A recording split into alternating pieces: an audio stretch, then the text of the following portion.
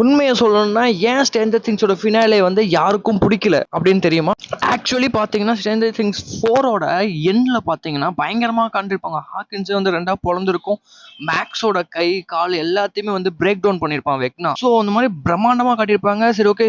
5th சீசனில் பார்த்தீங்கன்னா Hawkins வந்து அப்சைட் டவுனோட மெர்ஜ் ஆகி அங்கே இருக்க டெமோகார்கன்லாம் வரப்போகுது அப்படின்னு தான் நம்ம எதிர்பார்த்துட்டு இருந்தோம். ஆனால் அது ஒரு பெரிய ஏமாற்றம். இன்னொன்று என்னன்னு பார்த்தீங்கன்னா வெக்னாவோட பவரையே குறைச்சிட்டாங்க. அவனால ஒரு மைண்ட் கண்ட்ரோல் பண்ணி ஒருத்தரால கை கால் எல்லாத்தையுமே உடைக்க முடியும். ஆனா பாத்தீங்கன்னா 5th சீரிஸ் அந்த மாதிரி எந்த ஒரு வெக்னாக்கு ஒரு பவர் இருக்கிற மாதிரியும் காட்டியிருக்கவே மாட்டாங்க டோட்டலா. ஆல்ரெடி சொன்ன மாதிரியே மேக்ஸோட கை கால் எல்லாத்தையும் உடைச்சிருப்பான். ஆனா இந்த சீசன்ல பாத்தீங்கன்னா பெட்ல ரெஸ்ட் எடுத்துட்டு இருக்கிற மாதிரி இருக்கும். எந்த ஒரு சிம்பிளும் அந்த மாதிரி காட்டியிருக்க மாட்டாங்க அந்த ஃபினாலில கூட. அண்ட் இன்னொன்னு பாத்தீங்கன்னா டெமோகாரன்ஸ் வந்து லாஸ்ட் ஃபைட்லயே இருந்திருக்காது. கேட்டா அதெல்லாம் மெர்ஜாய் தான் வந்து மைண்ட் ஃபிளையர் வந்து உருவாச்சு அப்படின்னு சொல்லிட்டு சொல்லியிருப்பாங்க. ஸோ இந்த மாதிரி போனா அடிக்கிட்டே போகலாம். நிறைய மிஸ்டேக் இருக்கு. உங்களுக்கு இன்னும் டீட்டெயில்ஸ் தெரியணும் அப்படின்னா எஸ் அப்படின்னு சொல்லுங்க. நான் ஒரு ஃபுல் வீடியோவை எடுத்து நான் போடுறேன்.